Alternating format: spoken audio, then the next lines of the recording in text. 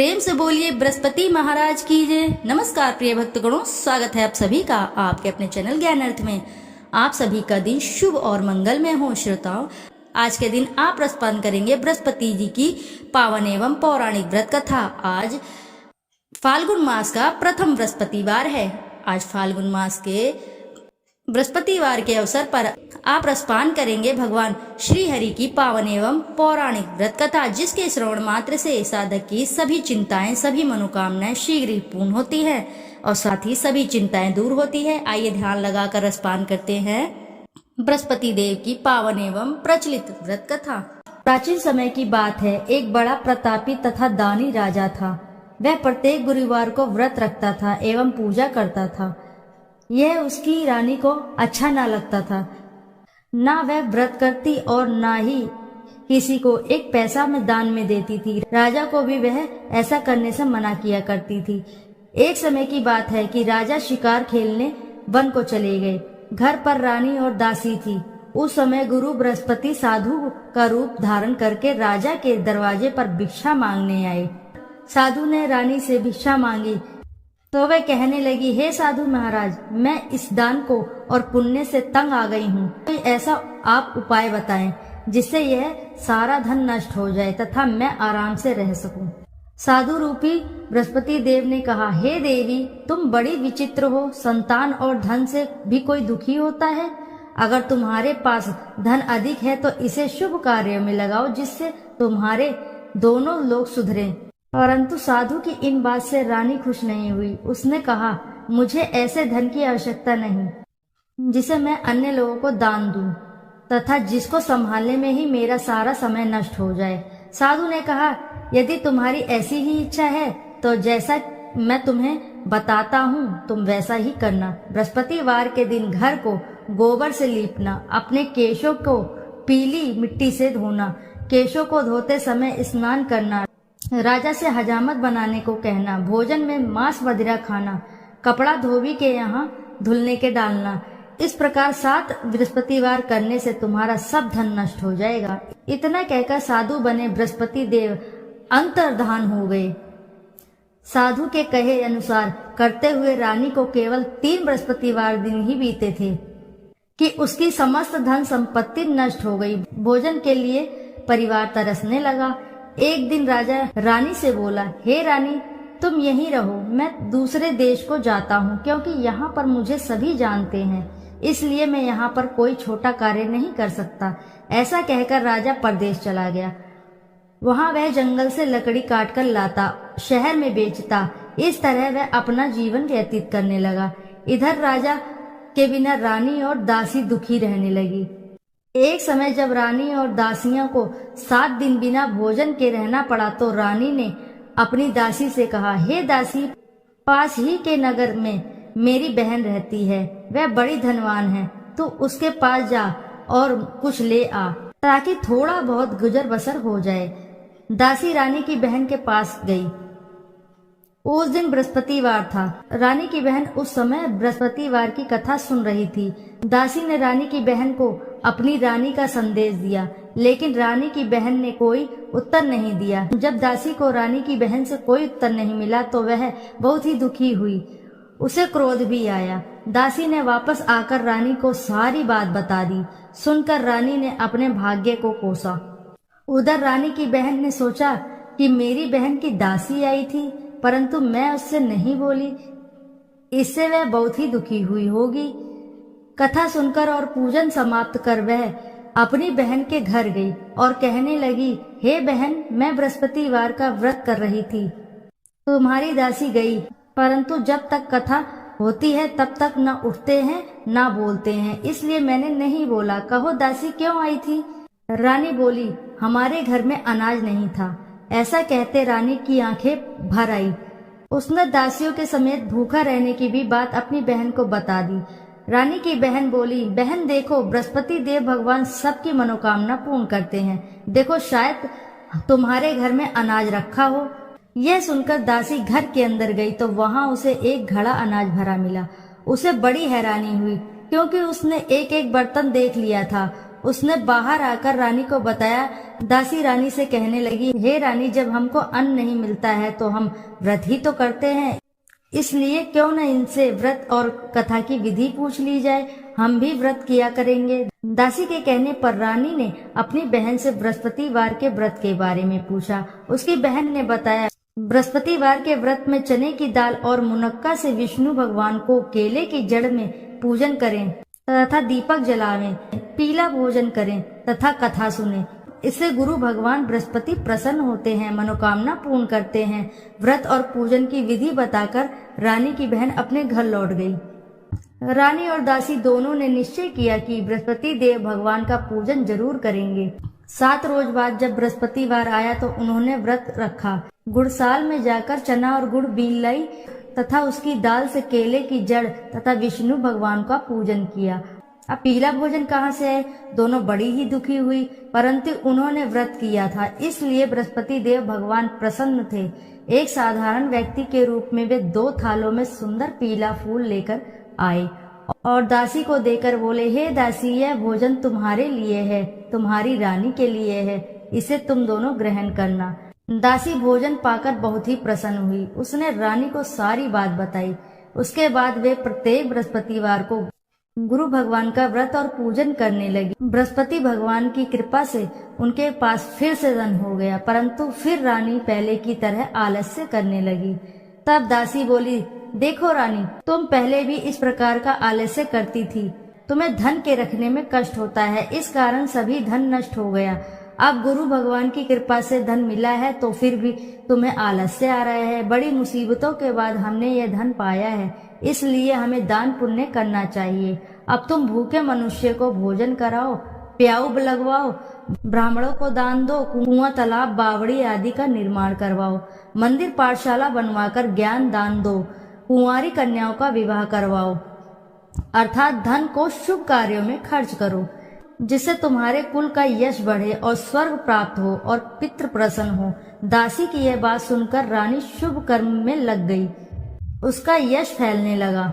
एक दिन रानी और दासी आपस में विचार करने लगी कि ना जाने राजा किस दशा में होंगे। उनकी कोई खोज खबर भी नहीं मिली। उन्होंने श्रद्धा पूर्वक गुरु बृहस्पति भगवान से प्रार्थना की कि राजा जहाँ भी हों शीघ्र वापस आ जाएं। उधर राजा परदेश में बहुत दुखी रहने लगा। वह प्रतिदिन जंगल से लकड़ी बीन कर लाता और उसे शहर में बेचकर अपने दुखी जीवन को बड़ी कठिनता से व्यतीत करता। एक दिन दुखी हो अपनी पुरानी बातों को याद करके वह रोने लगा और उदास हो गया। उसी समय राजा के पास बृहस्पति देव साधु के वेश में आकर बोले, हे लकड़हारे, तुम इस सुनसान जंगल में किस चिंता में बैठे हो, मुझे बतलाओ। यह सुन राजा के नेत्रों में जल भर आया। साधु की वंदना कर राजा ने अपनी संपूर्ण कहानी सुना दी। महात्मा दयालु होते हैं। वे राजा से बोले, हे राजा, तुम्हारी पत्नी ने बृहस्पति देव के प्रति अपराध किया था, जिसके कारण तुम्हारी यह दशा हुई। अब तुम किसी प्रकार की चिंता मत करो, भगवान तुम्हें पहले से अधिक धन देंगे। देखो, तुम्हारी पत्नी ने बृहस्पतिवार का व्रत प्रारंभ कर दिया है। अब तुम भी बृहस्पतिवार का व्रत करके चने की दाल व गुड़ जल के लोटे में डालकर केले का पूजन करो। फिर कथा कहो या सुनो, भगवान तुम्हारी सब मनोकामनाओं को पूर्ण करेंगे। साधु की इस बात को सुनकर राजा बोला, हे प्रभु, लकड़ी बेचकर तो इतना पैसा भी नहीं बचता जिससे भोजन करने के उपरांत कुछ बचा सकूं। मैंने रात्रि में अपनी रानी को व्याकुल देखा। मेरे पास कोई साधन नहीं है जिससे इसका समाचार जान सकूं। फिर मैं बृहस्पति देव की क्या कहानी कहूँ, यह भी मुझको मालूम नहीं। साधु ने कहा, हे राजा, मन में बृहस्पति भगवान के पूजन व्रत का निश्चित करो, वे स्वयं तुम्हारे लिए कोई राह बना देंगे। बृहस्पतिवार के दिन तुम रोजाना की तरह लकड़ियां लेकर शहर में जाना। तुम्हें रोज से दुगना धन प्राप्त होगा, जिससे तुम भली भांति भोजन कर लोगे तथा बृहस्पति देव की पूजा का सामान भी आ जाएगा। जो तुमने बृहस्पतिवार की कहानी के बारे में पूछा है वह इस प्रकार है। प्राचीन काल में एक बहुत ही निर्धन ब्राह्मण था। उसके पास कोई संतान नहीं थी। वह नित्य ही पूजा पाठ करता। उसकी स्त्री न स्नान करती और न ही किसी देवता का पूजन करती। इस कारण ब्राह्मण देवता बहुत दुखी रहते थे। भगवान की कृपा से ब्राह्मण के यहाँ एक कन्या उत्पन्न हुई। कन्या बड़ी होने लगी। प्रातः स्नान करके वह भगवान विष्णु का जप करती, बृहस्पतिवार का व्रत भी करने लगी। पूजा पाठ समाप्त कर वह पाठशाला जाती तो अपनी मुट्ठी में जौ भर कर ले जाती और पाठशाला जाने के मार्ग में डालती जाती। लौटते समय वह जौ स्वर्ण के हो जाते तो उनको बीन कर घर ले आती। एक दिन वह बालिका सूप में उन सोने के जौ को फटकार कर साफ कर रही थी कि तभी उसकी माँ ने देख लिया और कहा, हे बेटी, सोने की जौ को फटकने के लिए सोने का सूप भी तो होना चाहिए। दूसरे दिन गुरुवार था। कन्या ने व्रत रखा और बृहस्पति देव के सोने का सूप देने की प्रार्थना की। बृहस्पति देव ने उसकी प्रार्थना स्वीकार कर ली। रोजाना की तरह वह कन्या जौ फैलाती हुई पाठशाला चली गई। पाठशाला से लौटकर जब वह जौ बीन रही थी तब बृहस्पति देव की कृपा से उसे सोने का सूप मिला। उसे वह घर ले आई और उससे वह जौ साफ करने लगी, परंतु उसकी माँ का वही ढंग रहा। एक दिन की बात है, कन्या सोने के सूप में जौ साफ कर रही थी। उस समय उस नगर का राजकुमार वहां से निकला। कन्या के रूप को देखकर वह मोहित हो गया। राजमहल आकर वह भोजन तथा जल त्याग कर उदास होकर लेट गया। राजा को जब राजकुमार द्वारा अन्न जल त्यागने का समाचार ज्ञात हुआ तो अपने मंत्रियों के साथ वह अपने पुत्र के पास गया और कारण पूछा। राजकुमार ने राजा को उस लड़की का घर पता बताया। मंत्री उस लड़की के घर गया। मंत्री ने ब्राह्मण के समक्ष राजा की ओर से निवेदन किया। कुछ ही दिन बाद ब्राह्मण की कन्या का विवाह राजकुमार के साथ संपन्न हो गया। कन्या के घर से जाते ही ब्राह्मण के घर में पहले की भांति गरीबी का निवास हो गया। एक दिन दुखी होकर ब्राह्मण अपनी पुत्री से मिलने गए। बेटी ने पिता को अवस्थ अकोल देखा और अपनी माँ का समाचार पूछा। ब्राह्मण ने सभी हाल कह सुनाया। कन्या ने बहुत सा धन देकर अपने पिता को विदा कर दिया, लेकिन कुछ ही दिन बाद फिर वही हाल हो गया। ब्राह्मण फिर अपनी कन्या के पास गया और सभी हाल कहा तो पुत्री बोली, हे पिता, आप माता जी को यहाँ ले आओ, मैं उन्हें ये विधि बता दूंगी जिससे गरीबी दूर हो जाए। ब्राह्मण देवता अपनी स्त्री को साथ लेकर अपनी पुत्री के पास राजमहल पहुँचे तो पुत्री अपनी माँ को समझाने लगी, हे माँ, तुम प्रातः काल स्नान आदि करके विष्णु भगवान का पूजन करो, तब सब दरिद्रता दूर हो जाएगी। परंतु उसकी माँ ने उसकी एक भी बात ना मानी। वह प्रातः काल उठकर अपनी पुत्री का बचा जूठन खा लेती थी। एक दिन उसकी पुत्री को बहुत गुस्सा आया। उसने अपनी माँ को एक कोठरी में बंद कर दिया।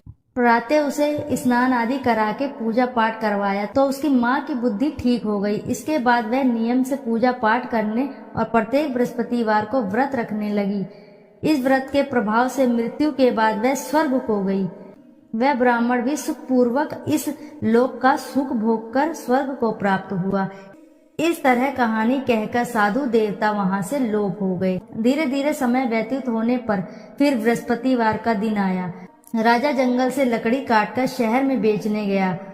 उसे उस दिन और दिनों से अधिक धन मिला। राजा ने चने गुड़ आदि लाकर बृहस्पतिवार का व्रत किया। उस दिन उसके सभी क्लेश दूर हुए। परंतु जब अगले दिन गुरुवार का दिन आया तब बृहस्पतिवार का व्रत करना भूल गया। इस कारण बृहस्पति भगवान नाराज हो गए। उस दिन उस नगर के राजा ने विशाल यज्ञ का आयोजन किया था। अपने समस्त राज्य में घोषणा करवा दी थी कि सभी मेरे यहाँ भोजन करके आएंगे, किसी के घर चूल्हा नहीं जलेगा। इस आज्ञा को जो नहीं मानेगा उसको फांसी दे दी जाएगी। राजा के अनुसार राज्य के सभी वासी भोज में सम्मिलित हुए, लेकिन लकड़हारा कुछ देर में पहुंचा, इसीलिए राजा उसको अपने साथ महल में ले गए।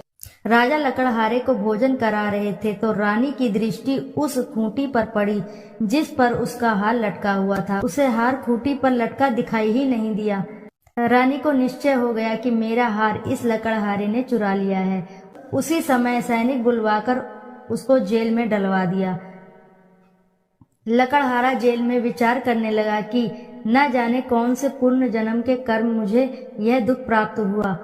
जंगल में मिले साधु को याद करने लगा। तत्काल बृहस्पति देव साधु के रूप में प्रकट हो गए और कहने लगे, अरे मूर्ख, तूने बृहस्पति देवता की कथा नहीं की, इसी कारण तुझे दुख प्राप्त हुआ। अब चिंता मत कर, बृहस्पतिवार के दिन जेल खाने के दरवाजे पर तुझे 4 पैसे जड़े मिलेंगे। उनसे तू बृहस्पति की पूजा करना तो तेरे सभी कष्ट दूर हो जाएंगे। अगले बृहस्पतिवार उसे जेल के द्वार पर 4 पैसे मिले। राजा ने पूजा का सामान मंगवाकर कथा कही और प्रसाद बांटा। उसी रात्रि में बृहस्पति देव ने उस नगर के राजा को स्वप्न में कहा, हे राजा, तूने जिसे जेल में बंद किया है उसे कल छोड़ देना, वह निर्दोष है। राजा प्रातःकाल उठा और खूंटी पर हाथ टंगा देखकर लकड़हारे को बुलाकर क्षमा मांगी तथा राजा के योग्य सुंदर वस्त्र और आभूषण भेंट कर उसे विदा किया। गुरुदेव की आज्ञा अनुसार राजा अपने नगर को चल दिया। राजा जब नगर के निकट पहुंचा तब उसे बड़ा ही आश्चर्य हुआ। नगर में पहले से अधिक बाग, तालाब और कुएं तथा बहुत सी धर्मशालाएं, मंदिर आदि बने हुए थे। राजा ने पूछा कि यह किसका बाग और धर्मशाला है। तब नगर के सब लोग कहने लगे कि ये सब रानी और दासी द्वारा बनवाए गए हैं। राजा को आश्चर्य हुआ और गुस्सा भी आया कि उसकी अनुपस्थिति में रानी के पास धन कहाँ से आया होगा। जब रानी ने यह खबर सुनी कि राजा आ रहे हैं तो उसने अपनी दासी से कहा, हे दासी, देख राजा हमको कितनी बुरी हालत में छोड़ गए थे। वह हमारी ऐसी हालत देखकर न लौट जाएं, इसलिए तू दरवाजे पर खड़ी हो जा। रानी की आज्ञा अनुसार दासी दरवाजे पर खड़ी हो गई और जब राजा आए तो उन्हें अपने साथ महल में ले गई। तब राजा ने क्रोध करके अपनी तलवार निकाली और पूछने लगा, बताओ यह धन तुम्हें कैसे प्राप्त हुआ। तब रानी ने सारी कथा सुनाई। राजा ने निश्चय किया कि मैं रोजाना दिन में 3-4 बार कथा कहूंगा और सुनूंगा तथा रोज व्रत किया करूंगा। अब हर समय राजा के दुपट्टे में चने की दाल बंधी रहती थी तथा दिन में 3 बार कथा कहता। एक रोज राजा ने विचार किया कि चलो अपनी बहन के यहाँ हो आऊं। इस तरह का निश्चय कर राजा घोड़े पर सवार होकर अपनी बहन के यहाँ चल दिया। मार्ग में उसने देखा कि कुछ आदमी एक मुर्दे को ले जा रहे हैं। उन्हें रोककर राजा कहने लगा, अरे भैया, मेरी बृहस्पति की कथा सुन लो। वे बोले, लो, हमारा तो आदमी मर गया, इसको अपनी कथा की पड़ी है। परंतु कुछ आदमी बोले, अच्छा कहो, हम तुम्हारी कथा भी सुन लेंगे। राजा ने दाल निकाली और कथा कहनी शुरू कर दी। जब कथा आधी हुई तो मुर्दा हिलने लगा और जब कथा समाप्त हुई तो राम राम करके वह मुर्दा खड़ा हो गया। राजा आगे बढ़ा। उसे चलते चलते शाम हो गई। आगे मार्ग में उसे एक किसान खेत में हल चलाता मिला। राजा ने उससे कथा सुनने का आग्रह किया, लेकिन वह नहीं माना। राजा आगे चल पड़ा। राजा के हटते ही बैल पछाड़ खाकर गिर गए तथा किसान के पेट में बहुत जोर से दर्द होने लगा। उसी समय किसान की पत्नी रोटी लेकर आई। उसने जब देखा तो अपने पुत्र से सब हाल पूछा। बेटे ने सभी हाल बताया। बुढ़िया दौड़ी दौड़ी उस घुड़सवार के पास गई और उससे बोली, मैं तेरी कथा सुनूंगी, तू अपनी कथा मेरे खेत पर ही चलकर कहना। राजा ने लौटकर बुढ़िया के खेत पर जाकर कथा कही, जिसके सुनते ही बैल खड़े हो गए तथा किसान के पेट का दर्द भी ठीक हो गया। राजा अपनी बहन के घर पहुंच गया। बहन ने भाई की खूब मेहमानी की। दूसरे रोज प्रातःकाल राजा जागा तो वह देखने लगा कि सब लोग भोजन कर रहे हैं। राजा ने अपनी बहन से जब पूछा, ऐसा कोई मनुष्य है जिसने भोजन नहीं किया हो, जो मेरी बृहस्पतिवार की कथा सुन ले। बहन बोली, हे भैया, यह देश ऐसा ही है। पहले यहाँ के लोग भोजन करते हैं, बाद में अन्य काम करते हैं। फिर वह एक कुम्हार के घर गई जिसका लड़का बहुत ही बीमार था। उसे मालूम हुआ कि उसके यहाँ 3 दिन से किसी ने भोजन नहीं किया है। रानी ने अपने भाई की कथा सुनने के लिए कुम्हार से कहा। वह तैयार हो गया। राजा ने जाकर बृहस्पतिवार की कथा कही, जिसको सुनकर उसका लड़का ठीक हो गया। अब तो रोज राजा की प्रशंसा होने लगी। एक दिन राजा ने अपनी बहन से कहा, हे बहन, मैं अब अपने घर जाऊंगा, तुम भी तैयार हो जाओ। राजा की बहन ने अपनी सास से अपने भाई के साथ जाने की आज्ञा मांगी। सास बोली, चली जाओ, परंतु अपने लड़के को मत ले जाना, क्योंकि तेरे भाई के कोई संतान नहीं होती। बहन ने अपने भाई से कहा कि हे भैया, मैं तो चलूंगी, परंतु कोई बालक नहीं जाएगा। अपनी बहन को भी छोड़कर दुखी मन से राजा अपने नगर को लौट आया। राजा ने अपनी रानी से सारी कथा बताई और बिना भोजन किए वह शैया पर लेट गया। रानी बोली, हे प्रभु, बृहस्पति देव ने हमें सब कुछ दिया है, वे हमें संतान भी अवश्य ही देंगे। उसी रात बृहस्पति देव ने राजा को स्वप्न में कहा, हे राजा, उठ, सभी सोच त्याग दे, तेरी रानी गर्भवती है। राजा को यह सुनकर बड़ी ही खुशी हुई। 9वें महीने रानी के गर्भ से एक सुंदर सा पुत्र पैदा हुआ। तब राजा बोला, हे रानी, स्त्री बिना भोजन के रह सकती है, परंतु तुम बिना कहे नहीं रह सकती। जब मेरी बहन आए तुम उससे कुछ मत कहना। रानी ने हाँ कर दी। जब राजा की बहन ने यह शुभ समाचार सुना तो वह बहुत खुश हुई तथा बधाई लेकर अपने भाई के यहाँ आई। रानी ने तब उसे आने का अलाना दिया। जब भाई अपने साथ ला रहे थे तब टाल गई, उनके साथ ना आई और आज अपने आप ही भागी भागी बिना बुलाए आ गई। तो राजा की बहन बोली, भाई, मैं इस प्रकार ना कहती तो तुम्हारे घर औलाद कैसे होती। बृहस्पति देव सभी मनोकामनाएं पूर्ण करते हैं। जो सद्भावना पूर्वक बृहस्पतिवार का व्रत करता है एवं कथा पढ़ता है अथवा सुनता है और दूसरों को सुनाता है, बृहस्पति देव उसकी सभी मनोकामनाएं पूर्ण करते हैं, उनकी सदैव रक्षा करते हैं। जो संसार में सद्भावना से गुरु का पूजन एवं व्रत सच्चे मन से और सच्चे हृदय से करते हैं, जैसे सच्ची भावना से रानी और राजा ने बृहस्पति देव की कथा का गुणगान किया तो उनकी सभी इच्छाएं बृहस्पति ने पूर्ण की। अनजाने में भी बृहस्पति देव की उपेक्षा ना करें, ऐसा करने से सुख शांति नष्ट हो जाती है। इसलिए सबको कथा सुनने के बाद प्रसाद लेकर जाना चाहिए। हृदय से उनका मनन करते हुए जयकारा बोलना चाहिए। इति श्री बृहस्पतिवार व्रत कथा। बोलो जय श्री हरि।